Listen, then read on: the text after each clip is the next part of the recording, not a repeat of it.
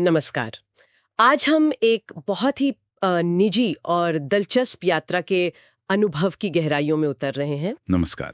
बात है 1981 की गर्मियों की। एक युवा छात्र थे, गर्मी की छुट्टियों में जा रहे थे अपने दादा दादी से मिलने बिहार के मुरहद्दी गांव। हाँ, और हमारे पास है भी उन्हीं का लिखा हुआ वो अनुभव। उसका शीर्षक है मुरहद्दी की पहली बस यात्रा। और ये सिर्फ एक कहानी नहीं है, ये उस दौर के ग्रामीण भारत की यात्रा का एक बड़ा सजीव चित्र है। हाँ बिल्कुल। और हमारा मकसद भी सिर्फ ये बताना नहीं है कि क्या क्या हुआ। हम समझना चाहते हैं कि भाई 1981 में सफर करना, वो भी गांव देहात में, कैसा होता था, खासकर जब थोड़ी गड़बड़ हो जाए। सही कहा। हम देखेंगे कि कैसे एक बिल्कुल सामान्य सी लगने वाली बस यात्रा वो अचानक अकेलेपन, डर और फिर हिम्मत जुटाने के एक यादगार बल्कि थोड़े भयावह अनुभव में बदल गई। बिल्कुल। और इसमें ना उस समय की जो सामाजिक बनावट थी, ट्रांसपोर्ट की जो चुनौतियां थीं, और हाँ, व्यक्तिगत मनोविज्ञान की भी कई परतें छुपी हैं। तो चलिए इस अनुभव को परत दर परत खोलते हैं। कहानी शुरू होती है 1981 की गर्मी से। जगह है दरभंगा बस स्टैंड। सुबह के 10 बजे छात्र की ये बस से पहली यात्रा थी और मंजिल थी पिपरा घाट। वहां से फिर आगे मुरहद्दी गांव जाना था। तो बस का अनुभव कैसा था, जरा उस पे बात करते हैं। देखिए, स्रोत बताता है कि बस भाई खचाखच भरी थी। अच्छा। हाँ, बड़ी मुश्किल से कहीं बैठने की जगह मिली। और वो कोई एक्सप्रेस बस तो थी नहीं, नहीं जी। एक आम पैसेंजर बस। पैसेंजर बस मतलब जो रास्ते में मिला उसे उठाते चलो। हम्म, ये तो फिर सफर को बहुत धीमा बना देता होगा ना। निश्चित रूप से। उस दौर में खासकर ग्रामीण रूटों पर बसों का मकसद सिर्फ तेजी से मंजिल पहुंचना नहीं होता था। वो तो छोटे छोटे गांवों कस्बों को मुख्य धारा से जोड़ती थी। हाँ, कनेक्टिविटी का जरिया थी। बिल्कुल। हर पड़ाव जरूरी था। स्रोत में कई नाम भी हैं: पंडौल, सकरी, मधुबनी, बलाठ, राजनगर, भगवानपुर, भटगामा। इन सब छोटे छोटे कस्बों गांवों से बस गुजरी। तो एक तरफ तो लंबी यात्रा शायद असुविधाजनक भी रही होगी, हाँ, उसकी थकान। बिल्कुल। लेकिन दूसरी तरफ जैसा स्रोत में लिखा है, पहली बार बस से सफर करने का, नए रास्ते, नए बाजार, नए गांव देखने का एक एक अलग ही मजा भी था, एक रोमांच था। ये एक दिलचस्प विरोधाभास है ना। असुविधा के बीच में कुछ नया खोजने का आनंद। हम्म, और खासकर युवा मन के लिए तो ये अनुभव और भी गहरा होता है। हम्म। पर जैसे जैसे दिन ढला होगा, ये रोमांच शायद थोड़ा कम होने लगा होगा। हाँ, क्योंकि सफर तो लंबा खिंचता गया। हाँ, सूरज डूब गया, शाम हुई, फिर रात हो गई, बस चली जा रही है अनजान रास्तों से, और आखिरकार रात के 9 बजे बस पहुंची पिपरा घाट। सोचिए, सुबह 10 बजे चले थे। और रात 9 बजे पहुंचे, पूरे 11 घंटे। 11 घंटे। और यहीं से कहानी का वो दूसरा हिस्सा शुरू होता है, जो ज्यादा चुनौतीपूर्ण था। रात के 9 बज चुके हैं, अनजान जगह है, और अभी नदियां पार करनी है। यात्री को कुछ और लोगों के साथ मिलकर केवट की नाव से बलान और फिर कमला नदी, ये दोनों पार करनी पड़ी। रात के अंधेरे में नाव से नदी पार करना, ये तो कल्पना ही थोड़ी थोड़ी डरावनी लगती है। उस समय कोई सुरक्षा के इंतजाम वगैरह होते थे क्या? इंतजाम? अरे, ज्यादातर तो सब कुछ नाविक के अनुभव और उसके हौसले पर ही निर्भर था। यही उस दौर के ग्रामीण परिवहन की सच्चाई थी। नदियां जीवन रेखा थीं, पर उन्हें पार करना, खासकर रात में, वो पूरी तरह से प्रकृति और नाविक की मर्जी पर था। इसमें एक तरह की वल्नरेबिलिटी थी। समझ सकती हूँ। नदी पार करने के बाद कमला नदी के उस पार एक शिव मंदिर था। उसके पास कुछ मिठाई की दुकानें थीं। हाँ। अच्छी बात यह हुई कि दुकानदार परिवार के जान पहचान वाले निकल आए। अब चूंकि यात्री अकेले थे, तो उन्होंने उनसे मदद मांगी कि भाई घर तक पहुंचने में कुछ मदद मिल जाए। घर वहां से करीब 3 किलोमीटर दूर था। और यहीं यहीं एक ऐसा सुझाव मिला जिसने आगे की पूरी घटना को एक अलग ही मोड़ दे दिया। क्या क्या सुझाव था? दुकानदारों ने बताया कि देखो, सदघरा गांव के जो मुरहद्दी का पड़ोसी गांव है, वहां के मुखिया जी और कुछ दूसरे लोग अभी अभी निकले हैं। बस अभी निकले हैं? अच्छा। उन्होंने कहा, अरे जल्दी जाओ, तेजी से जाओ, उनको पकड़ लो, साथ में चले जाना है। सुनने में तो ये काफी प्रैक्टिकल सलाह लग रही है। बिल्कुल। और यात्री ने इसी पर भरोसा कर लिया। झोला उठाया कंधे पर, और पुल का कुछ काम चल रहा था शायद, उसके पास बांध के किनारे किनारे कच्ची सड़क थी, उस पर तेजी से चलना शुरू कर दिया। हाँ, कि उस ग्रुप के साथ हो लेंगे। हाँ, कि बस अभी पकड़ लूंगा उनको। मगर वो समूह मिला नहीं। नहीं मिला। रात चांदनी तो थी जैसा लिखा है, पर फिर भी दूर दूर तक कोई नहीं दिखा। करीब 1 किलोमीटर चल लिए होंगे, तब भी जब कोई नजर नहीं आया, तो मन में डर और शंका दोनों ने घर करना शुरू कर दिया कि क्या हुआ, क्या दुकानदारों ने गलत अंदाजा लगाया था या वो लोग वाकई बहुत तेज थे, आगे निकल गए। यही वो पल था, वो निर्णायक क्षण। अकेले हैं, अनजान रास्ता है, रात का अंधेरा है, और जिस सहारे की उम्मीद में तेज चले थे वो सहारा तो दिखाई नहीं। हाँ, तो जाहिर है मन में द्वंद्व शुरू हुआ होगा, क्या करूं, वापस चला जाऊं मिठाई की दुकान जहां कम से कम जान पहचान के लोग तो थे, या फिर आगे बढ़ता रहूं इस अनजान रास्ते पर अकेले। इसी कश्मकश के बीच, जैसा श्रोत में लिखा है, उन्होंने ईश्वर को याद किया और तभी मन में एक संस्कृत श्लोक कौंदा, साहस संपन्नो नरा पुरुषेषु देवा। इसका क्या मतलब हुआ? इसका अर्थ है साहसी मनुष्य पुरुषों में देवता के समान होता है। और इसके साथ ही एक आम कहावत भी याद आई, सुनी होगी, हिम्मते मर्दा मददे खुदा। हाँ, सुनी है। तो यहाँ ये देखना बड़ा रोचक है कि कैसे संकट के चरम क्षण में मन अपने आप ही सांस्कृतिक और आध्यात्मिक सहारे ढूंढ लेता है। ये श्लोक या कहावत सिर्फ शब्द नहीं है, ये एक तरह से आप कह सकते हैं मानसिक कवच का काम करते हैं। हाँ, हिम्मत बंधाते हैं। बिल्कुल, डर को चुनौती में बदलने का एक सीखा हुआ, एक अंदरूनी तरीका। ये सिर्फ विश्वास नहीं है, ये एक मनोवैज्ञानिक बचाव प्रक्रिया भी है, एक डिफेंस मैकेनिज्म। और इन विचारों ने वाकई काम किया। उन्होंने फैसला किया, नहीं, वापस नहीं लौटना है, आगे ही बढ़ना है, चाहे जो हो जाए। और ये था उस युवा मन के भीतर साहस के अंकुरण का क्षण, डर पर विजय पाने का, उस अनिश्चितता का सामना करने का पक्का इरादा। और अब शुरू हुआ वो असली वाला अकेली रात का सफर। धान के खेतों के बीच से गुजरती पतली संकरी सी पगडंडी। स्रोत के अनुसार डर से पैर कांप रहे थे। चारों तरफ घना अंधेरा और एकदम गहरा सन्नाटा। हाँ, गांव का सन्नाटा। हाँ, और उस सन्नाटे को चीर रही थी तो बस कीड़े मकोड़ों की आवाजें। और स्रोत में जुगनू लिखा है, शायद जिंगोर या रात के कोई और कीड़े होंगे, उनकी आवाजें जो इस माहौल में और भी ज्यादा डरावनी लग रही होंगी। ग्रामीण इलाकों का रात का सन्नाटा शहरी शोरगुल से बिल्कुल अलग होता है।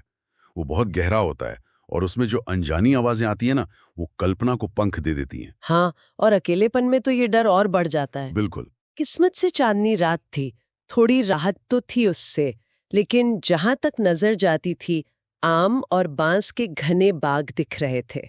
और रात में तो वो और भी रहस्यमयी डरावने लगते हैं ना। हाँ बिल्कुल, साए अजीब से लगते हैं। तो यात्री बार बार ऊपर चांद और आसमान की तरफ देखते और गांव वालों से सुनी वो भूत प्रेतों की कहानियां वो अपने आप मन में आने लगी। ये स्वाभाविक है। देखिए, एकांत है, अंधेरा है और अनिश्चितता है। ये तीनों चीजें मिलकर हमारे अंदर के जो गहरे डर होते हैं ना, उनको सतह पर ले आती हैं। सुनी हुई कहानियां सच लगने लगती हैं। और शारीरिक चुनौती भी थी। तेजी से चल रहे थे तो कई बार पैर कीचड़ में, स्रोत में कीचड़ शब्द इस्तेमाल हुआ है उसमें, फिसल जाता और वो गिर पड़ते। फिर उठते, कपड़ों से मिट्टी झाड़ते और फिर आगे बढ़ते। खुद को हिम्मत देने के लिए उन्होंने जोर जोर से हनुमान चालीसा का पाठ करना शुरू कर दिया। वो अक्सर पूजा में पढ़ा करते थे। हनुमान चालीसा, देखिए इसका पाठ यहाँ कई काम कर रहा था। एक तो भाई आस्था का प्रतीक था, ईश्वर से मदद की गुहार। हाँ। दूसरा, ये ध्यान बटाने का एक तरीका था, डर से मन हटाकर शब्दों पर लगाना। और तीसरा, जब आप जोर से पढ़ते हैं तो आपकी अपनी ही आवाज से वो सन्नाटा टूटता है जो अकेलेपन के एहसास को शायद कुछ कम कर सकता है। ये एक तरह की मल्टी लेयर्ड कोपिंग स्ट्रेटेजी थी। सही कहा। चलते चलते अचानक एक जानी पहचानी चीज दिखी, एक पुरानी पोखर जहां वो अक्सर नहाने आया करते थे। अच्छा। इसे देखकर जैसे जान में जान आ गए। लगा कि हाँ, अब रास्ता पहचाना हुआ है, मंजिल ज्यादा दूर नहीं। बिल्कुल। परिचित जगहों का दिखना ऐसी हालत में बहुत बड़ी मनोवैज्ञानिक राहत देता है। ये सिर्फ आपको दिशा नहीं बताता, बल्कि एक सुरक्षा का एहसास भी जगाता है कि हाँ, मैं भटका हुआ नहीं हूँ। लेकिन डर अभी पूरी तरह गया नहीं था। पास में ही एक आम का बड़ा सा बाग था जिसे पार करना था, और वहां फिर से वही अंधेरा, वही सन्नाटा, कीड़ों की आवाजें वो फिर डराने लगी। पर अब क्योंकि मंजिल करीब लग रही थी तो हिम्मत करके तेजी से आगे बढ़ते रहे। और आखिरकार वो लंबी डरावनी रात खत्म होने को आई। यात्री गांव की सीमा में दाखिल हो चुका था। हाँ, गांव में भी गहरा सन्नाटा था, बस कभी कभी कुत्तों के भौंकने की आवाज आ रही थी। शायद यही आवाजें सबसे पक्का संकेत थी कि हाँ, गांव आ गया। हाँ, गांव में अक्सर ऐसा ही होता है। रात के करीब 12 बज रहे थे जब वो घर के दरवाजे पर पहुंचे। दरवाजा खटखटाया। अब सोचिए 1981 का गांव, जहां शायद शाम 7 बजे ही सब सो जाते हों। हाँ बिल्कुल। वहां आधी रात को दस्तक। उन्होंने आवाज दी, दादा मैं शंभू। दादाजी ने दरवाजा खोला होगा तो अपनी आंखों पर यकीन नहीं आया होगा। पोता आधी रात को अकेला दरवाजे पर खड़ा है। जाहिर है वो चौंक गए होंगे। हाँ बिल्कुल चौंक गए। दादी जी भी आ गईं और वो भी हैरान। तो पहली प्रतिक्रिया क्या थी? थोड़ी डांट वाली थी। अरे इतनी रात को अकेले कैसे चले आए, क्या हुआ? मतलब चिंता और आश्चर्य का मिला-जुला भाव था। स्वाभाविक है, बिल्कुल स्वाभाविक है। पर जब यात्री ने यानी शंभू ने अपनी पूरी कहानी सुनाई होगी, वो बस का 11 घंटे का सफर, रात में नदी पार करना, दुकानदारों की वो अधूरी सलाह, फिर अकेले चलने का फैसला, रास्ते का डर, वो गिरना पड़ना, हनुमान चालीसा का पाठ और पोखर देखकर जो राहत मिली, जब ये सब बताया होगा तब माहौल बदल गया होगा। हाँ, तब दादी जी बिल्कुल शांत हो गईं। और फिर उन्होंने जो किया वो बहुत ही मार्मिक है। वो शंभू को आंगन में ले गईं, मिट्टी के घड़े से पानी निकाला और स्रोत कहता है एक सुनहरे पीले लोटे में लेकर अपने हाथों से उनके पैर धोए। सुनहरे पीले लोटे में ये सिर्फ पैर धोना नहीं था, ये उस पूरी थकान, उस डर, उस तनाव पर जैसे स्नेह का मरहम लगाना था। हाँ, ये उस समय के गहरे पारिवारिक जुड़ाव और बिना शर्त की देखभाल का प्रतीक है। इतनी कठिन और डरावनी यात्रा के बाद ये जो अपनापन मिला, ये जो आश्वासन मिला कि अब तुम सुरक्षित हो, ये किसी भी शब्द से ज्यादा मायने रखता होगा। सही कहा। उसके बाद दादी उनका हाथ पकड़कर अंदर ले गईं, पास बैठकर खाना खिलाया और कहा कि दादाजी के बिस्तर पर सो जाओ। या राहत मिली होगी उस डर और थकान के बाद। तो ये थी मुरहद्दी की पहली यात्रा, एक बहुत ही सामान्य इरादे से शुरू हुई यात्रा जो 1981 के ग्रामीण बिहार की सच्चाइयों से गुजरी, ट्रांसपोर्ट की मुश्किलें, रात के अनजान खतरे और फिर एक लड़के के डर, उसकी हिम्मत और आखिरकार सुरक्षित घर पहुंचने की कहानी बन गई। हाँ। इस पूरे अनुभव से हमने उस दौर की यात्रा की चुनौतियों को समझा, देखा कि कैसे एक अप्रत्याशित स्थिति इंसान को उसके डर का सामना करने पर मजबूर कर सकती है और कैसे अंदरूनी हिम्मत और बाहरी सहारे जैसे कि वो सांस्कृतिक सीख या परिवार का स्नेह मुश्किल घड़ी में काम आते हैं। बिल्कुल। ये कहानी इस बात को रेखांकित करती है कि कैसे ऐसी अनियोजित चुनौतीपूर्ण परिस्थितियां अक्सर हमारे भीतर सोई हुई शक्तियों को जगा देती हैं। हमारा लचीलापन, जिसे रेजिलियंस कहते हैं, हमारा साहस, शायद हम अपनी पूरी क्षमता को तब तक नहीं पहचानते जब तक उसकी परीक्षा ना हो जाए। डर के आगे जीत है, ये कहावत यहाँ बिल्कुल सच होती दिखती है। हाँ, और एक बात और सोचने लायक है, 1981 से आज भाई 40 साल से ज्यादा हो गए। हाँ, काफी वक्त हो गया। ग्रामीण भारत में यात्रा के अनुभव कितने बदल गए हैं। आज शायद रात में नदी पार करने के लिए नाव पर वो निर्भरता कम हो गई हो, पुल बन गए हों। शायद मोबाइल फोन आ गए हैं तो अकेलेपन और दिशाहीनता का डर शायद कम हो गया हो। सड़कों का नेटवर्क बेहतर हो गया हो। हाँ, निश्चित तौर पर बहुत कुछ बदला तो है। लेकिन क्या क्या सब कुछ बदल गया है? क्या आज भी दूर दराज के इलाकों में यात्रा की अपनी चुनौतियां नहीं हैं? और क्या ये जो तकनीकी सहूलियतें आई हैं, इन्होंने उस तरह की आंतरिक हिम्मत और संसाधनशीलता की जरूरत को कम कर दिया है जो शंभू ने उस रात दिखाई थी? ये एक दिलचस्प सवाल है कि आधुनिक सुविधाएं हमें किस तरह बदल रही हैं। ये वाकई एक गहरा विचार है। सुविधाएं तो बड़ी हैं, पर क्या उस तरह की कठिनाइयों से जूझकर जो एक आत्मविश्वास मिलता था, जो अनुभव मिलता था, क्या वो आज भी उतना ही सुलभ है? शायद नहीं। हर दौर की अपनी चुनौतियां होती हैं, अपने सबक होते हैं। तो ये थी आज की हमारी इस यात्रा वृत्तांत पर आधारित गहन चर्चा। उम्मीद है यह अनुभव और इसका विश्लेषण सुनने वालों को दिलचस्प लगा होगा और शायद कुछ सोचने पर भी मजबूर करेगा। उम्मीद तो यही है। अगली बार फिर मिलेंगे एक नए विषय के साथ। नमस्कार। नमस्कार।